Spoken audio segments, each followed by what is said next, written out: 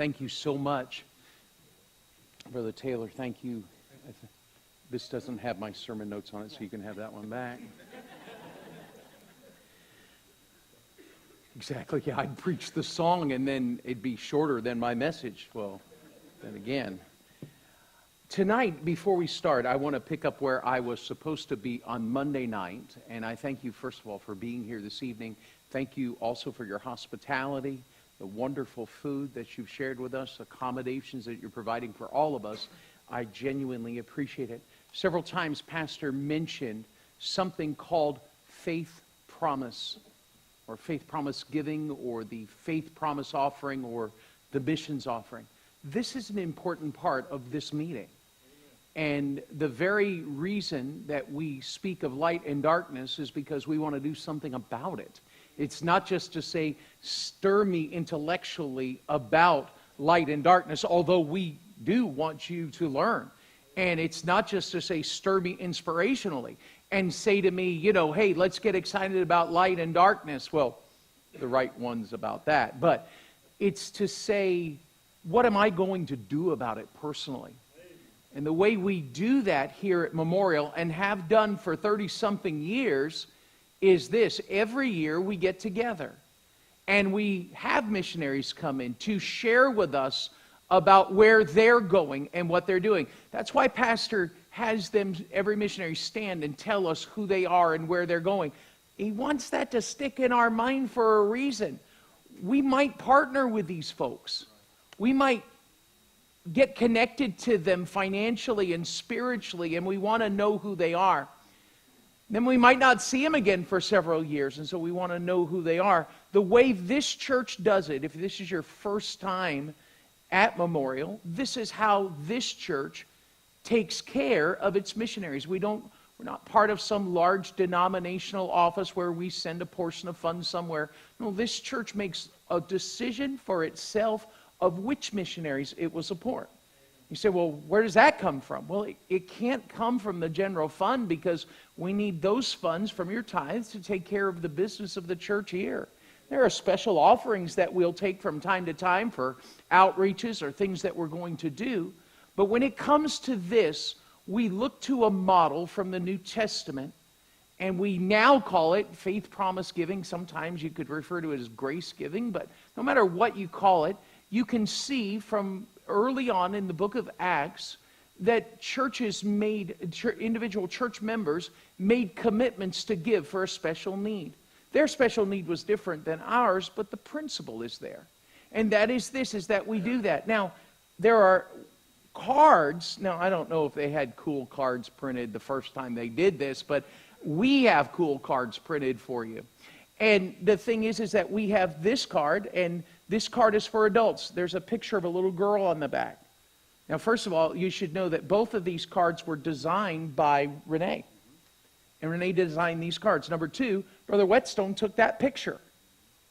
And I don't know who took that picture. But nonetheless, we have a card for adults, and we have a card for kids.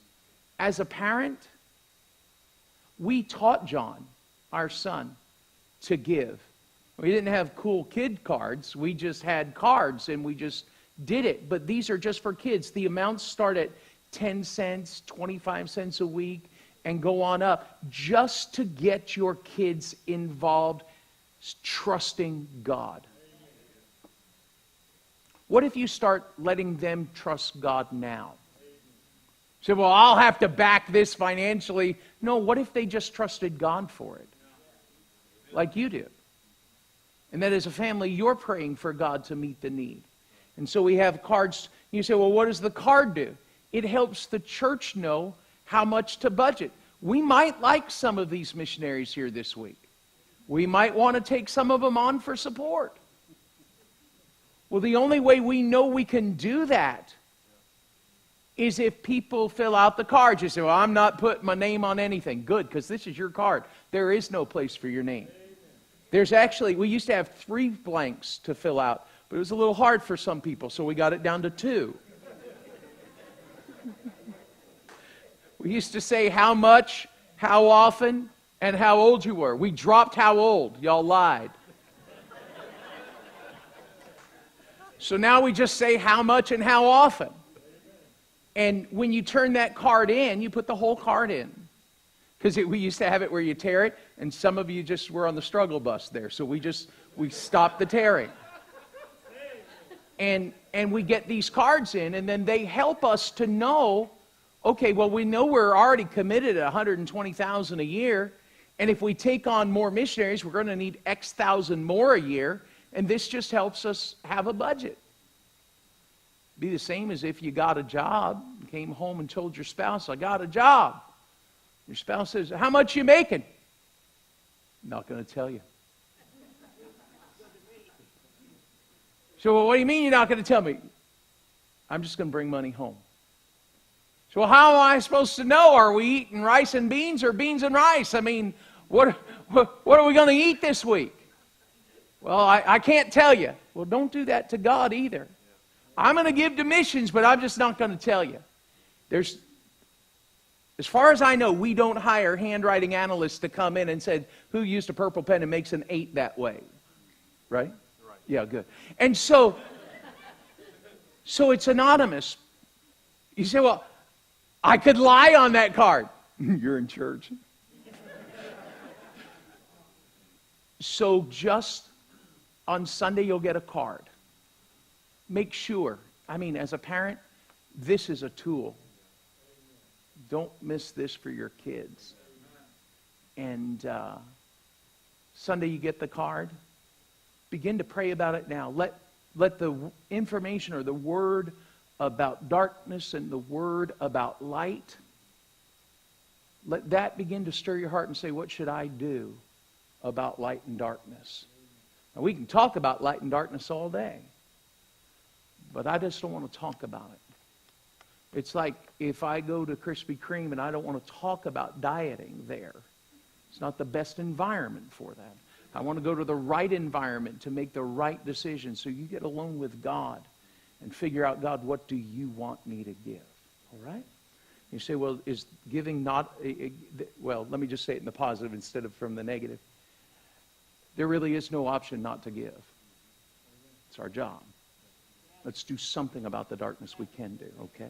2 Corinthians chapter 4. Now, I yield back myself the time that I allotted myself for that. 2 Corinthians chapter 4. This is the central part of our theme. The light of the glorious gospel. 2 Corinthians chapter number 4. I begin in verse 4. Or we'll start in 3 just for continuity.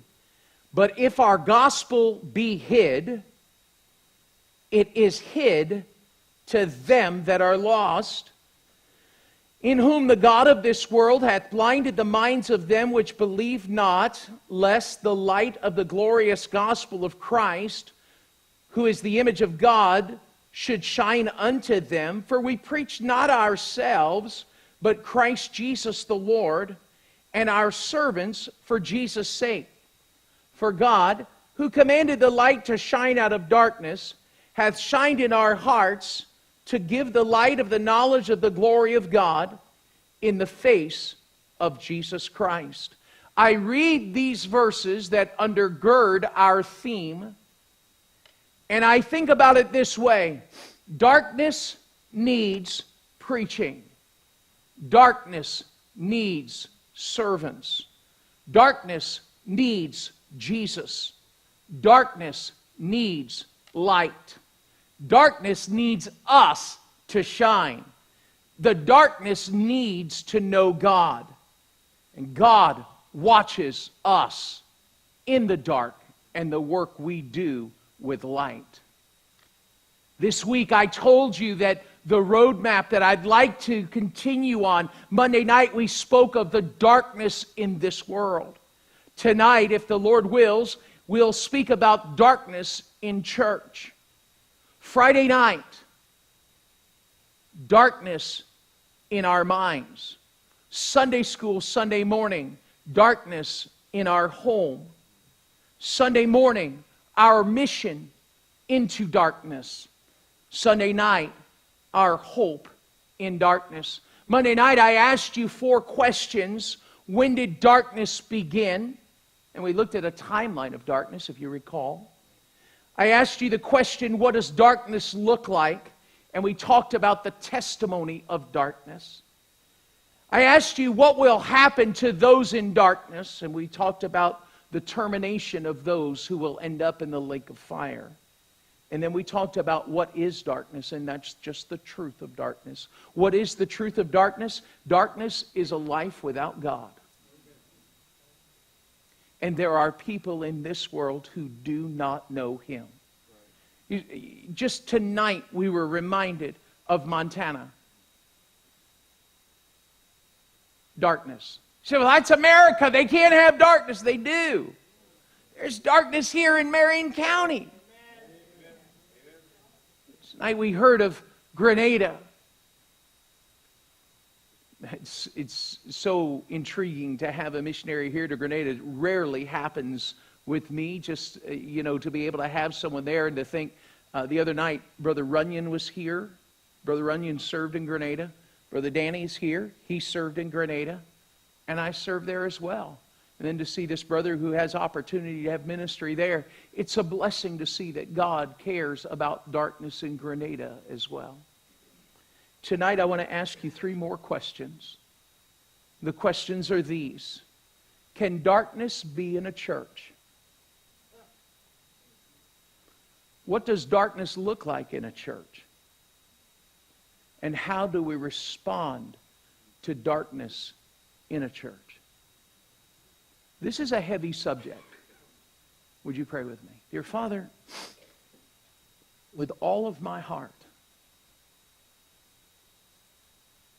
I would love to get to all 3 questions tonight. With all of my heart, I want to make sure that I say everything you want me to say. But God, I know I can't say a word unless you breathe. Because if I say stuff you don't want me to say, it's a waste.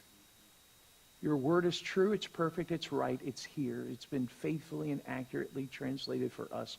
We have your word. So may I with confidence stand holding only just your word and speaking that which you give to me from time of study and prayer. I need your filling. I confess to you, without you, I accept what you already know. I am nothing. And I need your touch and your power. For this I pray in Jesus' name. Amen. The first question I have for you tonight is, can darkness be in a church? Now we say that darkness, for our simple definition, is a life without God. It is the Christless life. It is a life separated from God. We understand that there is both a moral darkness that says, I know what's right, and I choose to do what's wrong. I know this behavior is wrong, and I'm going to do it anyway. That is moral darkness. The other kind of darkness to which we referred is intellectual darkness. That is a darkness that through ignorance, I don't know it's wrong. But when I learn it's wrong, I can easily switch to moral darkness and just simply say, okay, that's wrong. I'm going to do it anyway. When I consider this heavily weighted question, can darkness be in a church? My instant gut response is absolutely not. But that's not true. Because I want to say everybody here is a container of light, and everybody here knows that they live the righteous life, but the fact is that darkness is in our churches. There are things that we choose to do. Moral darkness. We choose to do what's wrong even though we know it's wrong. It's not that we're speaking of ignorance. We're talking about willful decisions to do what's wrong. And can that be part of a church? Well, sure. If there wasn't darkness in a church, we'd never have the book of 1 Corinthians. Let me just give you a list. In the book of 1 Corinthians alone, we had church members who could not get along. What is that a sign of? Darkness. Factions in the church that people took sides over personalities. You say, well, that's just a first century problem. Must be your first day, because why do we have factions in church? Darkness. Moral darkness. In 1 Corinthians, we see that we had a church that did not deal with sin. Leaders who would not practice church discipline. Some of the church members, number 3, were suing each other. Believers who went to court with other believers. Some of the church members didn't care about the sin in their own community, which is another sign of darkness in a church. Some in the church lost the significance or neglected the significance of marriage. And they had serious questions about divorce and remarriage. Some of the church members couldn't discern the difference between what is lawful and what is expedient. Church members could not understand what spiritual giftedness was. Some of the church members didn't know how to behave in church. Some of the female church members didn't know how to dress properly. Some of the church members abused the Lord's Supper. And others of the church members didn't believe in the resurrection. You tell me, what is the answer? Can darkness exist in a church? If those are emblems of darkness in church, and we end up with a whole book of the Bible devoted to it, I say yes, darkness can be in church. Go to Ephesians chapter 4. So if you're in 2 Corinthians, you'll get to Galatians, and then you'll get to Ephesians, and then go to the 4th chapter.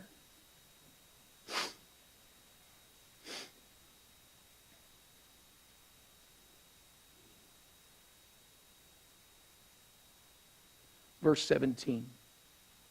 This I say therefore, Paul is writing, to the church at Ephesus. Corinth experienced darkness. Ephesus experienced darkness in the context of a church. This I say therefore, and testify in the Lord, that ye henceforth walk not as other Gentiles walk.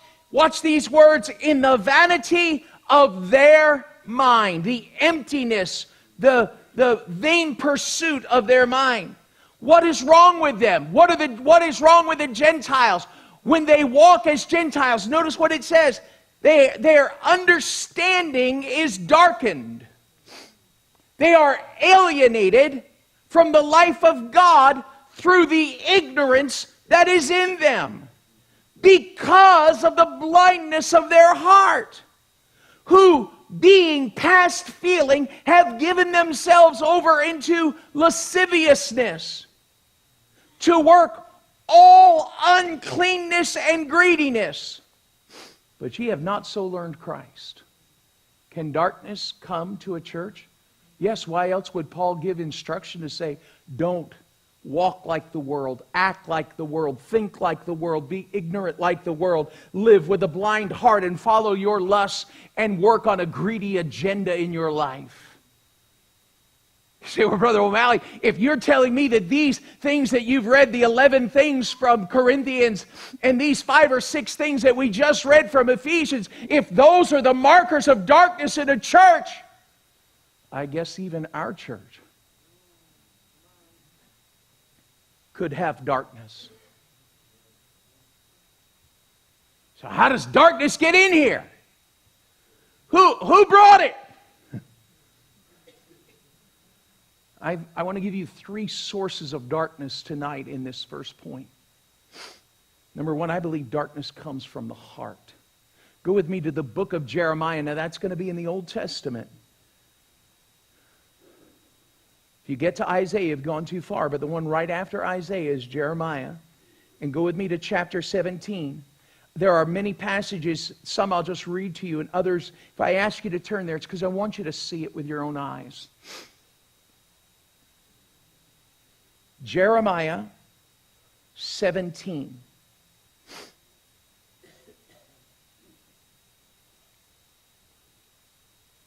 We're talking about what are the sources of darkness. We agree. I hope you stipulate to the fact darkness can be in church.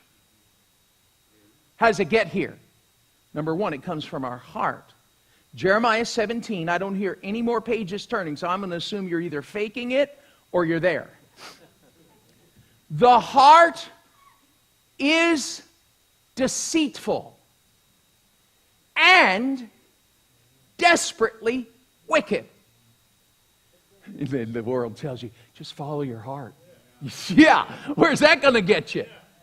Somewhere between the intersection of deceitful and desperately wicked. The heart. I just want to be true to my heart. Your heart's deceitful and desperately wicked. Your heart is a container of darkness. Now, for those of us who are literal thinkers, please understand, if you're visualizing this thought, I'm not speaking necessarily of the organ that's the size of your fist, that is somewhere in your chest. I forgot which side it was on. I was going to describe it, and I thought, is it left or right? I can't remember. It's somewhere in there. I'm not speaking of that organ. I'm speaking about the spirit or the essence of who you are. When you tell your spouse, I love you with all of my heart, you're not speaking of the organ. Not that organ nor this organ, but rather you're saying with the essence of who I am, I love you. And if you're under 30 and you say, I love you, I really want you to evaluate those words. That was just free. Darkness comes from the heart. Go back with me to 1 Corinthians now, in chapter 4. I want you to see 3 verses about the heart. 1 Corinthians chapter 4. It's okay to use all the pages in your Bible. A couple of you mentioned I spoke too fast the other night. And I told one, I said, well, I'm getting paid by the word. So I was trying to get as many in as I could. Is it Brother Spiker who played the piano? Yes. We pay him by the key, so he's trying to use all of them. 1 Corinthians chapter 4. Look at verse number 5. Therefore, judge nothing before the time until the Lord come. Who will, watch, who both will bring to light the hidden things of darkness and will make manifest the counsels of the hearts. Where does darkness come from? From our heart. Why? It's deceitful.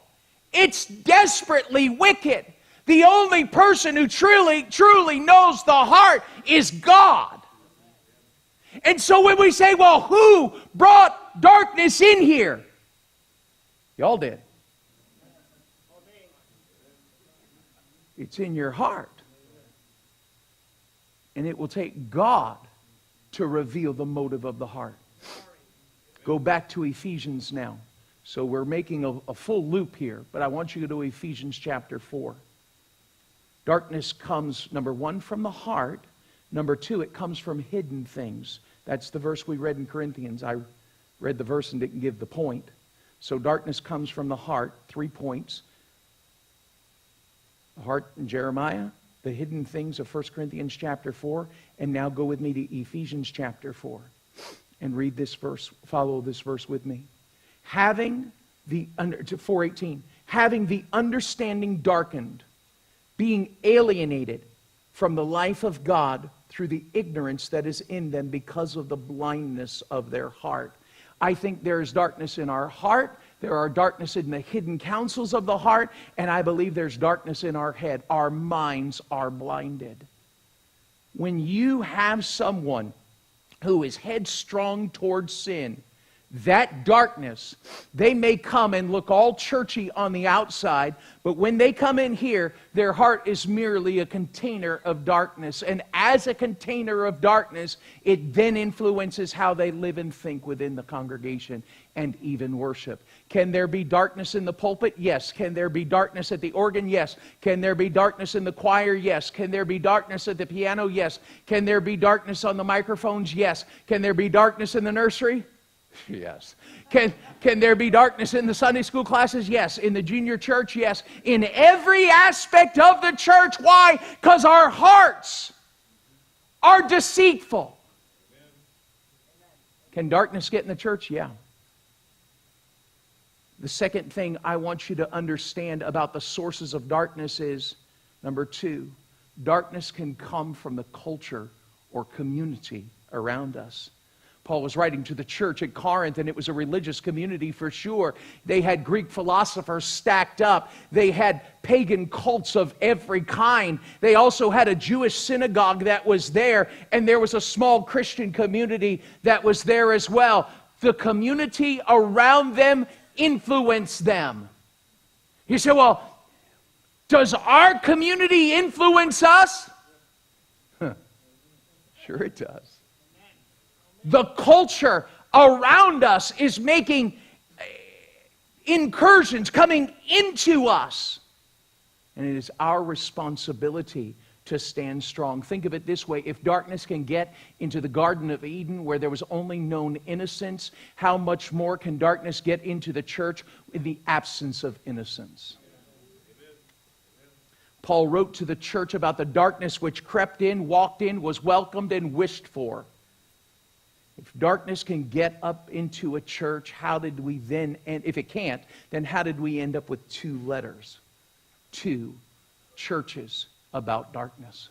So, Brother O'Malley, you've got me scared, because if darkness can be in our church, and I think we're on fire for God, and we're doing stuff for God, and you're saying that darkness comes in my heart, the community around us, darkness can come from there, where else can it come from? Third source. And guys, while you're getting ready, go ahead, drop the screen.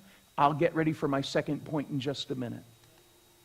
Here's the third source of darkness. Go with me to 2 Corinthians chapter 11. I'm not going to show that slide yet, guys. I just want it to be ready so we don't lose any time. 2 Corinthians chapter 11.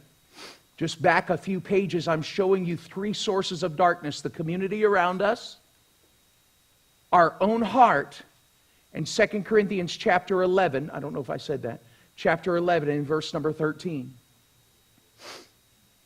Now, I do have instruction from Pastor to go slow, take my time, and I promise to respect your time. But I want you to realize how serious this is. We can get all hooped up and hot about the idea of darkness in the world and throw a bunch of money at the problem, but if we ignore the darkness in our own church, we will fail. 2 Corinthians chapter 11, verse 13. Paul writes, "For such are false apostles, deceitful workers, transforming themselves into apostles of Christ. And no marvel, for Satan himself is transformed into an angel of light. Therefore, it is no great thing if his ministers also be transformed as the ministers of righteousness, whose end shall be according to their works." Third source of darkness, Satan. So, oh wait, he's third on the list? Yeah.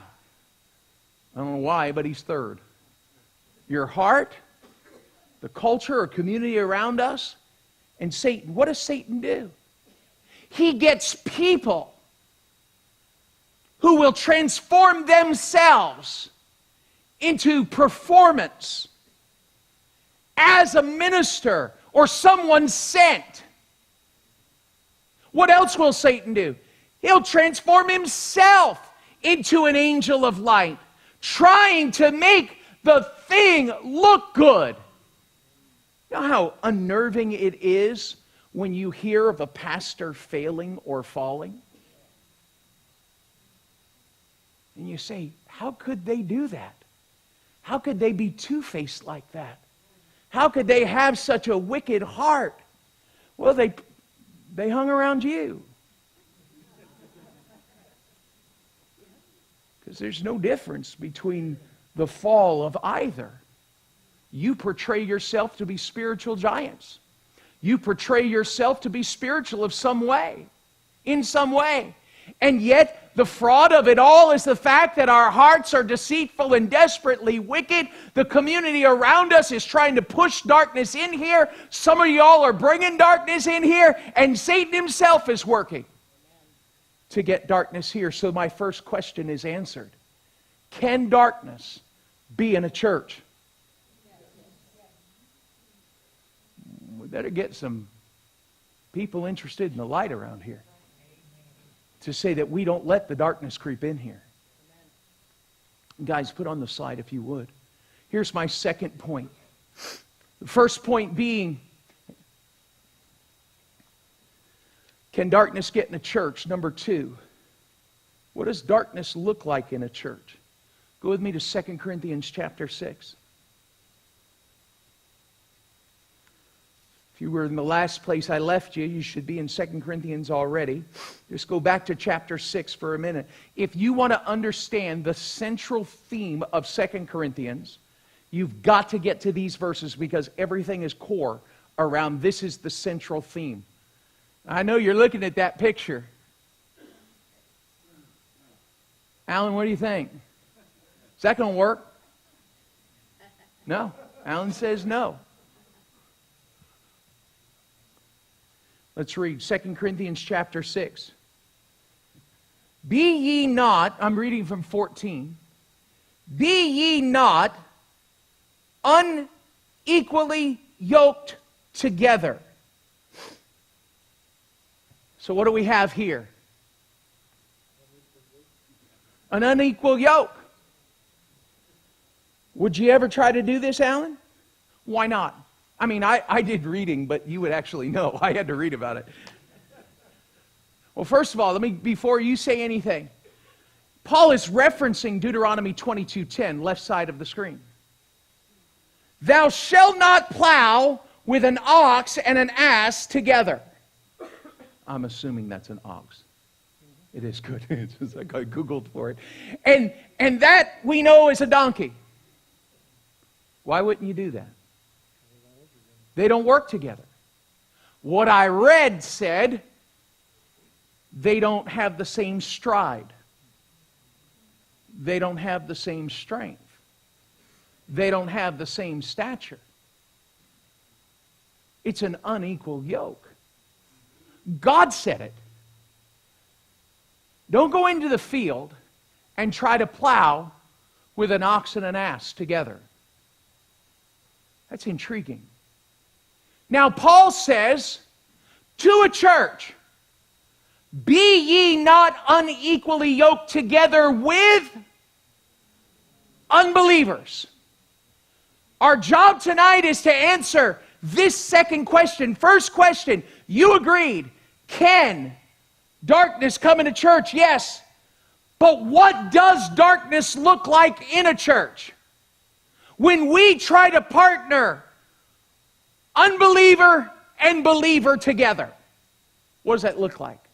Guys, you can put the slide up if you'd like. Verse 14. Be ye not unequally yoked together with unbelievers. For what fellowship hath righteousness with unrighteousness? You're going to hear 5 questions. Each question is going to be similar by drawing a strong contrast. Just like the ox and the ass are a strong contrast, so are the following 5 statements of unity that are given in this passage of Scripture. First word that's used, fellowship. What fellowship hath righteousness with unrighteousness? Well, what's the answer, church? There is none. Next one. What communion hath light with darkness? What's the answer, church? None. There's no fellowship between righteousness and unrighteousness. There is no communion between light and darkness. Number 3. What concord? This is just a very fancy way of talking about an agreement.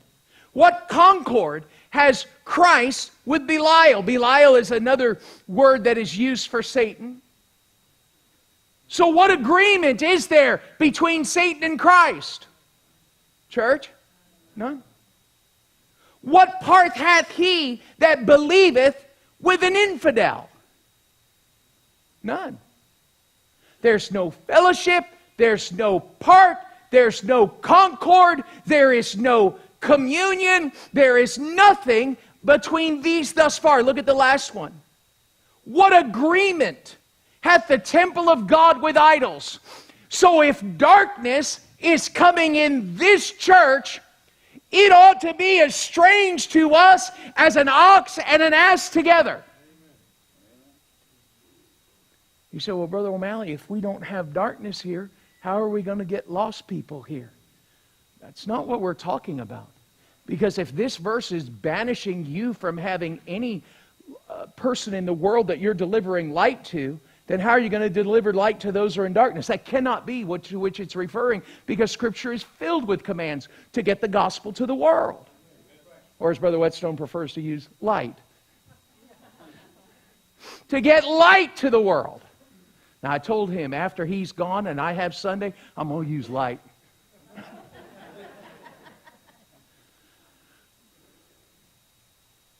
So darkness comes. And when darkness comes from our heart, it comes from the community, and it comes from Satan. But what does it look like when it's here? I read this passage of Scripture and I see this strong command that says that we ought to look at that and say there is no fellowship, there is no concord, there is no part, there is no communion between these things. Because watch what he says. As God hath said, I will dwell in them and walk in them, and I will be their God, and they shall be my people. Wherefore come out from among them, and be ye separate, saith the Lord, and touch not the unclean thing, and I will receive you, and will be a father unto you, and ye shall be my sons and daughters, saith the Lord Almighty. So when I look at this, what does darkness look like in a church? Well, it starts with a principle. God said, unbelievers shouldn't be a part of joining the church. We believe in, this is just a fancy term, regenerate church membership, which just simply means that you need to be saved before you join. That's what we believe. But what if we lowered the standards of what it takes to join a church? What if we just simply said, if you come forward and shake the preacher's hand, that's good. What if we simply said, anyone and everyone can be a part of this fellowship? Now there's two meanings to that. Anyone can come to this church. Anyone can attend here. I'm talking about joining. And Pastor, I don't want to speak to pastoral matters, but you're in full agreement. I know this. So when we talk about this, can the drunk on the street come to church? I'll sit with him. No problem. Can the drug addict come from jail to here? Please, let it happen. But do we just let anybody and everybody join? No, because the world has no part in the yoke with the church. There must be a difference. We must keep that line. It's a principle. Those 5 questions of the fellowship is sharing, communion is participation, concord is agreement or harmony, part is a portion, agreement is the consensus. There is no consensus between the temple of idols and the temple of God. We are God's house. There is not just a principle and not just a problem, but there's to be a partition. There ought to be the part that says we come out from among them and separate, and we put the wall up and we say, no, you've got to be saved to join the church. There's a great principle here as well for life. We don't fellowship with darkness. What's the reward from separation or for separation? God said, I'll demonstrate myself as a father to you. I'll walk with you. I'll be with you. He'll parent us, if you will. He shows us He belongs to us and we belong to Him. What does darkness look like in the church? It looks like an unequal yoke. There's a real temptation, and this is drawing a principle from the passage, to say to Pastor West, you know, other churches do this with their music. Other churches do this with their programs. Other churches do this with their preaching. And if we would just back off of all of those things, we'll get more people. I think I can say with full authority, having been in this part of this church for 20-something years, we're not doing it! Is that all right? Good.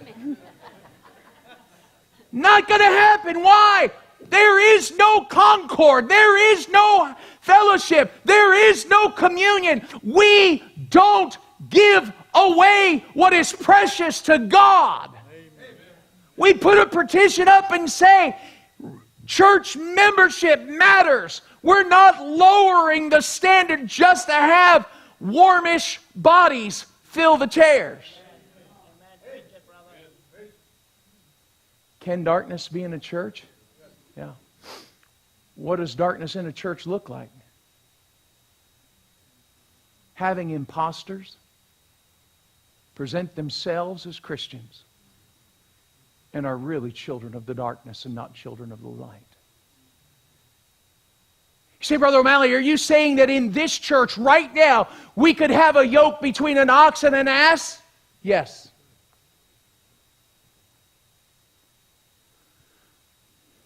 So what should we do about it? Well, good thing you asked, because that's the third point.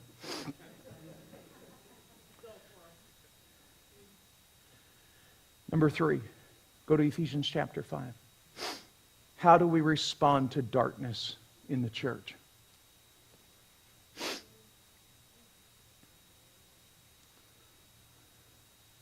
For those of you who might say, well, you should be far more loving to the lost, you'll have your pay right here. Because it starts with love. Notice what it says, Ephesians chapter 5, verse 1. Y'all playing with that clock back there, or is that the real time? Verse 1. Be ye therefore followers of God as dear children, and walk in love, as Christ also loved us, and hath given himself for us as an offering and a sacrifice to God for a sweet-smelling savor. But, this is church crowd, fornication, that's sexual immorality, all uncleanness, that's moral uncleanness, covetousness, that is greediness. Let it not be once named among you as becometh saints. Neither filthiness, this is obscenities, nor foolish talking. This is the equivalent of the words of a drunken man. Nor jesting, which is a risque, dirty type of talk. Innuendo, if you will. I've got ages of kids. I'm trying to be super careful here. But this is a sexual witticisms. He said, first thing he tells them, the first point, love them. Be loving. And then leave off some stuff. What? Sexual immorality, improprieties, impurities, greediness, obscenity, stupidity, and talking dirty. Leave those off. don't let it be named once among you.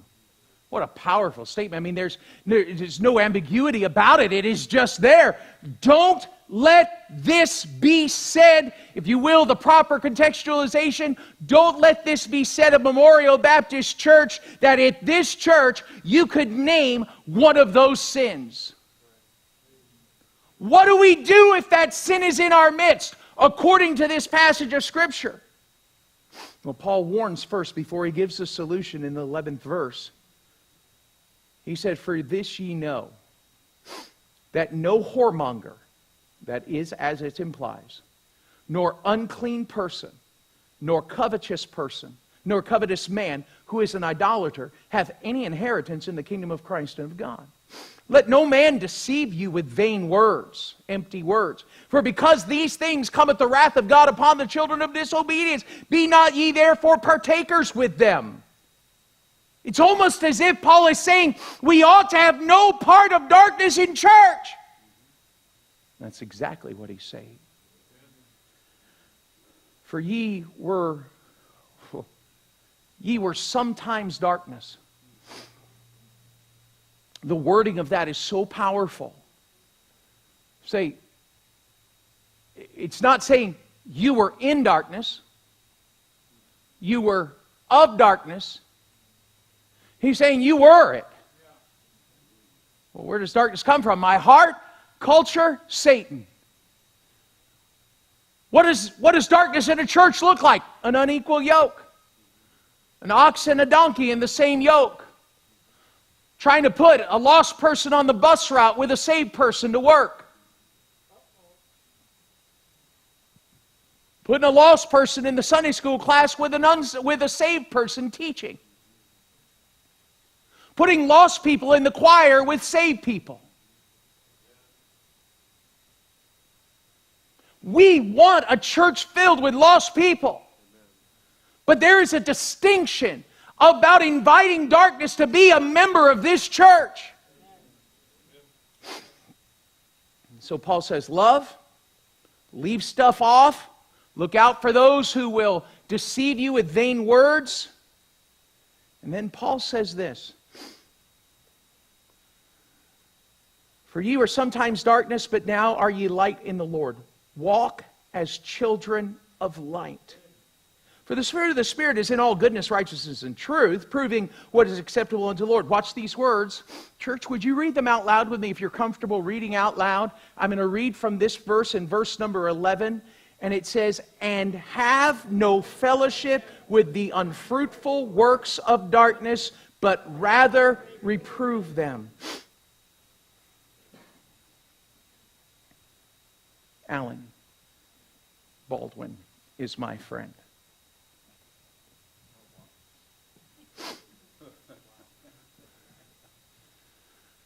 And if you saw me out in the car tonight,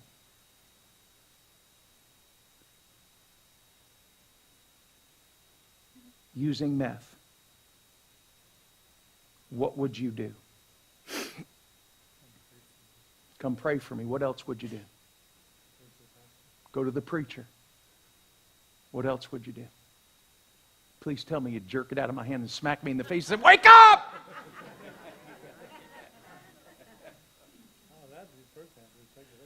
Yeah, see? What is it to reprove?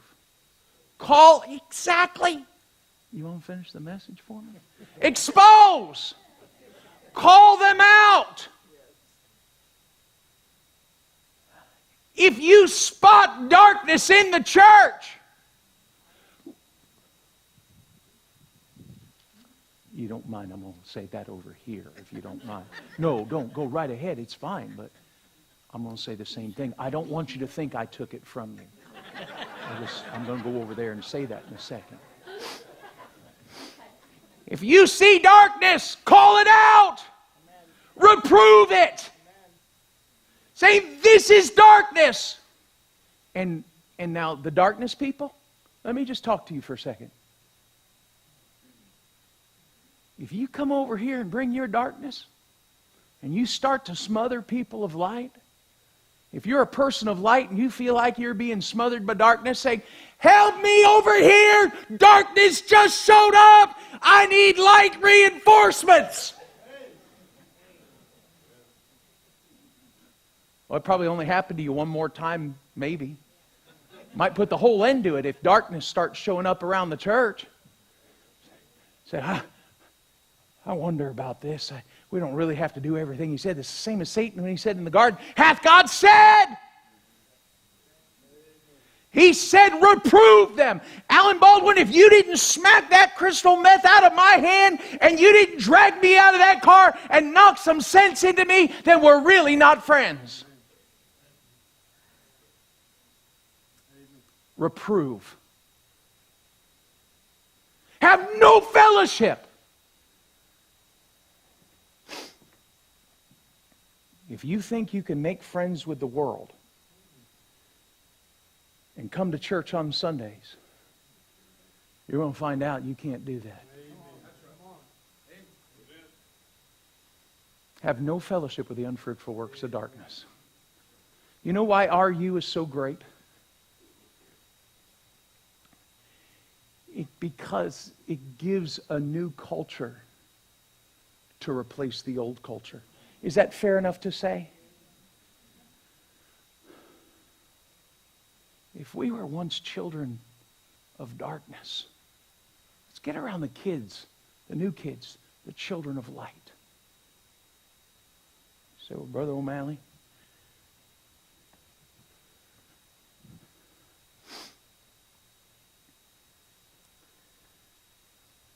I don't know about darkness. I can tell you, darkness comes to church. Darkness wants to infiltrate this place. Darkness wants to ruin this church. One of the missionaries told me after Monday night, he said, Brother O'Malley, I hope you're praying. We're praying for you. We're praying for Brother Whetstone. Because the minute you start talking about putting light into darkness and talking about darkness, we know Satan will fight. And he will. He has. I say to you, stand up. Reprove the darkness. And let's make sure our church stays a place of light. Would you stand with me? Dear Father, tonight, a message of sobriety, a message of penetration. Father, may we seek to do everything we can to protect Memorial Baptist Church from the carriers of darkness, including ourselves. And may we seek to be bearers of light and not carriers of darkness. And give us the boldness to reprove darkness wherever it is spotted. God, give us the courage to say that we'll have no fellowship with the unfruitful works of darkness. There is no concord. There is no part. There is no agreement. There is no harmony. There is no fellowship between wrong and right.